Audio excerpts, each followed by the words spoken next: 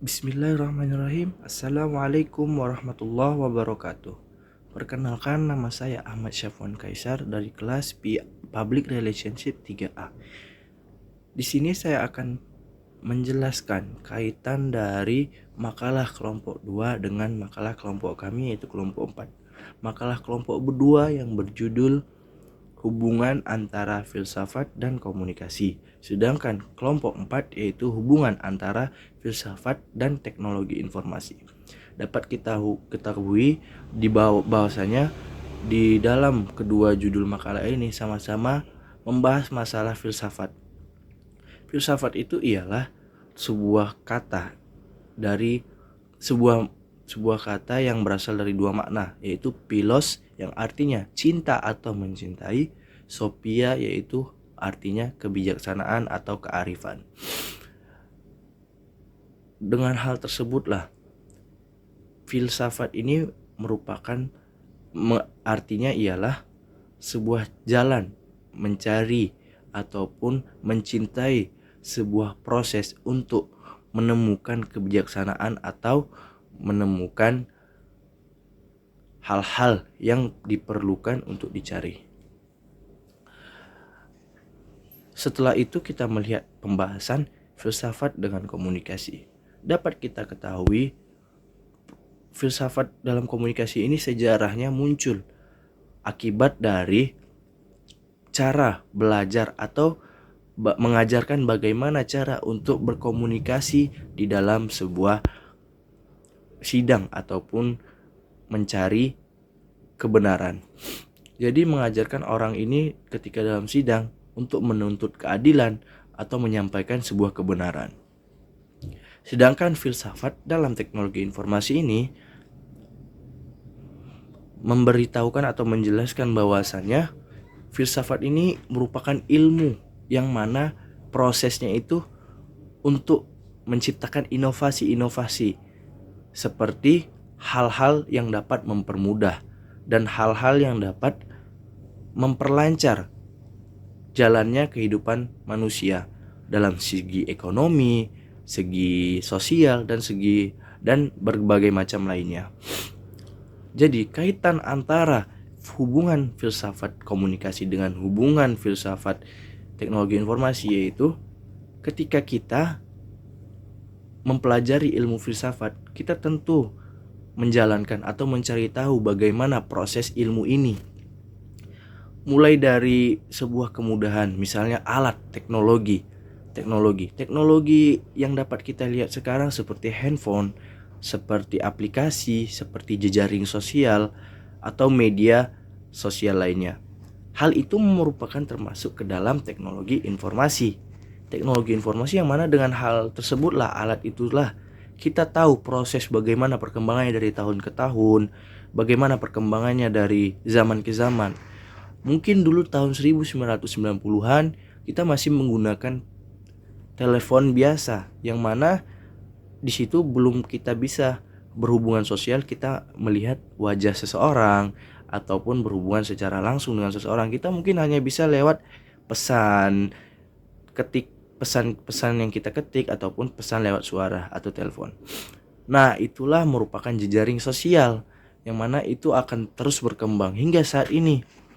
Dapat kita ketahui teknologi informasi seperti handphone ini, dengan hal inilah kita bisa berkomunikasi. Nah, inilah dari teknologi informasi ini, media sosial yang ada di dalam teknologi informasi, melalui handphone kita bisa berkomunikasi dengan orang banyak melalui aplikasi sosial seperti Instagram, seperti WhatsApp, seperti Facebook. Di situ kita bisa berkembang ataupun mencari tahu informasi yang perlu ataupun yang ingin kita dapatkan. Ketika seseorang seperti saya ingin mencari tahu mengenai berita di mana permasalahan ekonomi yang ada di luar negeri ataupun di Indonesia. Mungkin kita merasa bahwasannya itu sangat sulit kita dapatkan kebenarannya. Kita sangat sulit dapat kebenarannya. Tapi kita bisa melihat media sosial itu dengan cara selektif gitu, dengan apa yang ada di dalam handphone kita atau media sosial kita. Dengan hal itulah kita bisa mendapatkan informasi yang kita butuhkan, yang mana itu tepat dan juga terbukti kebenarannya. Dengan hal tersebut itu juga, setelah kita mendapatkan informasi, tentu komunikasi yang kita bangun dari hal itu akan terjadi. Kita akan mengomentari, bagaimana ini tanggapan kita terhadap informasi tersebut, bagaimana pendapat kita terhadap perkembangan teknologi, yang mana mungkin komunikasi yang kita berikan kepada kawan-kawan sekitar, kepada orang tua, ataupun kepada teman kerabat kita, sebagaimana tanggapan kita terhadap misalnya bagaimana TikTok ataupun media sosial Instagram yang menjadi perbincangan hangat karena banyak sekali seseorang sekarang sudah menggunakan aplikasi TikTok, sudah menggunakan aplikasi Instagram.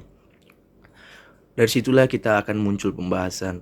Kita bisa melihat mana sisi positif yang dapat kita terus kembangkan ataupun sisi negatif yang tidak perlu kita lakukan. Mungkin sisi negatif ini yang perlu kita cegah, yaitu seperti penipuan, seperti cyber crime, yang mana itu membahayakan diri kita sendiri.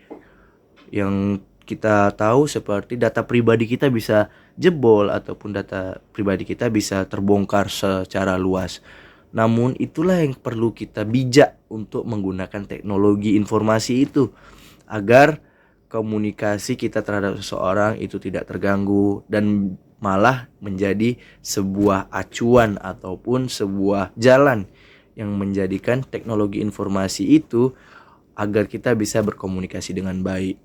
Kita lihat komunikasi juga ada masalah komunikasi visual, komunikasi secara tatap muka dan tidak tatap muka. Dengan tidak tatap muka inilah mungkin kita bisa memahami ataupun mencari tahu cara berbicara seseorang, cara melihat dia menyampaikan sesuatu dalam presentasinya kah ataupun dalam penyampaian informasi yang diberikan. Jadi saling berkaitan ketika media sosial ataupun teknologi informasi melalui media sosial itu memiliki informasi, kita mencari tahunya dengan kita berkomunikasi dengan seseorang. Apakah dia sudah melihat dengan aplikasinya, apakah dia sudah melihat di handphonenya dengan berita-berita yang ada, dengan media sosial itu atau media informasi sosial lainnya.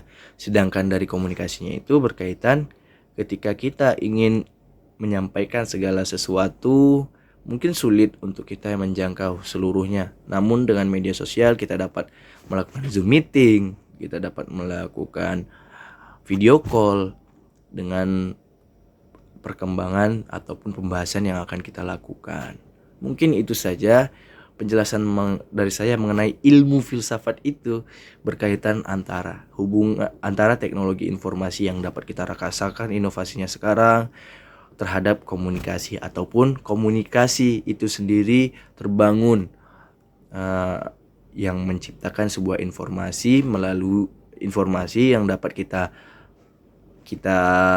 terima melalui teknologi informasi seperti handphone ini. Jadi saling berkaitan. Mungkin itu saja penjelasan dari saya tentang kaitan dua hal tersebut. Saya akhiri. Terima kasih banyak atas perhatiannya. Saya tutup. Jazakallahu khairan katsiran.